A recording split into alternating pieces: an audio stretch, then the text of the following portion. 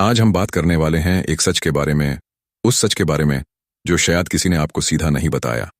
अगर ट्रेडिंग इतनी आसान होती तो हर कोई प्रॉफिटेबल ट्रेडर होता, हर कोई इंस्टाग्राम पर स्क्रीनशॉट्स शेयर करता, हर कोई सक्सेस स्टोरी बताता। लेकिन सच ये है, 90% लोग ट्रेडिंग में फेल हो जाते हैं। और इस वीडियो में हम समझेंगे कि क्यों, और सबसे इंपॉर्टेंट, गलतियां जो आप कर रहे हो जिसे आप शायद नोटिस भी नहीं कर पा रहे। सबसे पहले बात करते हैं एक कॉमन मिसकंसेप्शन की। जब लोग ट्रेडिंग शुरू करते हैं, उनका दिमाग एक ही चीज पे फोकस होता है, प्रॉफिट। उन्हें लगता है कि बस सही एंट्री और एग्जिट ढूंढ लो, फिर प्रॉफिट्स ऑटोमेटिकली आएंगे। पर ट्रेडिंग सैलरी जॉब नहीं है, यहां कोई फिक्स्ड इनकम नहीं होती। और एक दो प्रॉफिटेबल ट्रेड्स के बाद बहुत से लोग सोचने लगते हैं, अब मैं एक्सपर्ट हो गया। यही सोच सबसे पहली गलती है। अब बात करते हैं एक बड़ी वजह की, डिसिप्लिन की कमी। हर ट्रेडर के पास रूल्स होते हैं, entry rules, exit rules, risk rules. पर ट्रेडिंग में प्रॉब्लम यह होती है, रूल्स सिर्फ नोटबुक में रहते हैं और रियल वर्ल्ड ट्रेडिंग में फॉलो नहीं होते। एक लॉस होता है तो रूल्स तोड़ देते हो, 2 लॉस होते हैं तो ओवर ट्रेड कर देते हो। और ये ही वो मोमेंट होता है जब डिसिप्लिन चला जाता है। रियल ट्रेडर्स वो नहीं हैं जो ज्यादा ट्रेड्स लेते हैं, रियल ट्रेडर्स वो हैं जो सही ट्रेड्स का वेट करते हैं।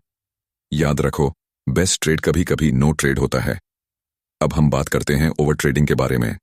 ज्यादा ट्रेड लेने से प्रॉफिट नहीं मिलता, ओवर ट्रेडिंग अकाउंट को खा जाता है। हर कैंडल पर एंट्री करने का मन होता है, हर छोटी मूवमेंट पर पोजीशन ओपन कर देते हो, तभी प्रॉफिट्स नहीं बनता, लॉसेस बनते हैं। ट्रेडिंग बोर्डम का सोल्यूशन नहीं है, ट्रेडिंग पेशेंस का टेस्ट है। अगली गलती जो मैं डिस्कस करना चाहूंगा वो है इमोशंस, फियर और ग्रीड। जब प्रॉफिट होता है, ग्रीड बोलती है एक और ट्रेड ले लो, और जब लॉस होता है, फियर बोलता है बस अब और नहीं लेना चाहिए। और फिर आता है रिवेंज ट्रेडिंग। रिवेंज ट्रेडिंग तब होता है जब हम लॉस को पर्सनल ले लेते हैं, और फिर वो फियर और ग्रीड कंट्रोल नहीं होती और डिसीजंस इमोशनल हो जाते हैं। मार्केट कभी आपको माफ नहीं करता, मार्केट आपके इमोशंस को टेस्ट करता है। अब मैं आपको एक और इंपॉर्टेंट बात बताने वाला हूं, स्ट्रैटेजी से ज्यादा माइंडसेट इंपॉर्टेंट है। ज्यादा स्ट्रैटेजी सीख लेने से आप प्रॉफिटेबल नहीं होते।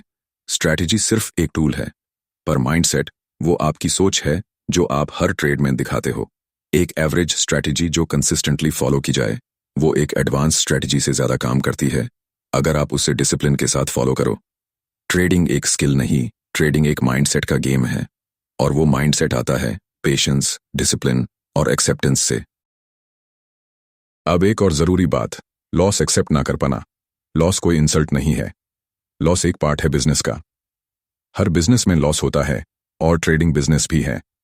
पर ट्रेडर्स लॉस को पर्सनल ले लेते हैं, ट्रेडिंग को इमोशन से जोड़ देते हैं।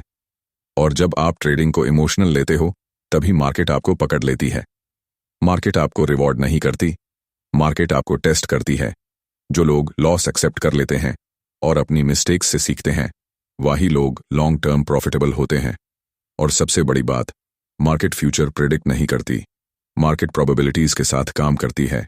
अगर आपको लगता है कि हर ट्रेड प्रेडिक्टेबल है, तो आप गलत सोच रहे हो। मार्केट हमेशा अनसर्टेन रहेगी, और जो ट्रेडर अनसर्टेनिटी को एक्सेप्ट नहीं करता, वो फेल हो जाता है। तो आज हमने देखा 90% लोग क्यों फेल होते हैं, न कि स्ट्रैटेजी की वजह से, पर माइंडसेट की वजह से। उन्होंने डिसिप्लिन नहीं रखा, इमोशंस को कंट्रोल नहीं किया, और लॉस को पर्सनल ले लिया। और अगर आप ट्रेडिंग को लॉन्ग टर्म बनाना चाहते हो, तो सबसे पहले ये माइंडसेट चेंज होना चाहिए। अगर आप ऐसे माइंडसेट से ट्रेडिंग सीखना चाहते हो जो आपको लॉन्ग टर्म प्रॉफिट दे, तो इस चैनल को सब्सक्राइब करो। यहां हम सिर्फ ट्रिक्स नहीं, सोच और अप्रोच को डिस्कस करते हैं। अगर आपको यह वीडियो पसंद आया हो, तो लाइक करके कमेंट में बताओ आपको सबसे ज्यादा स्ट्रगल किस चीज में होता है, मैं जरूर पढ़ूंगा।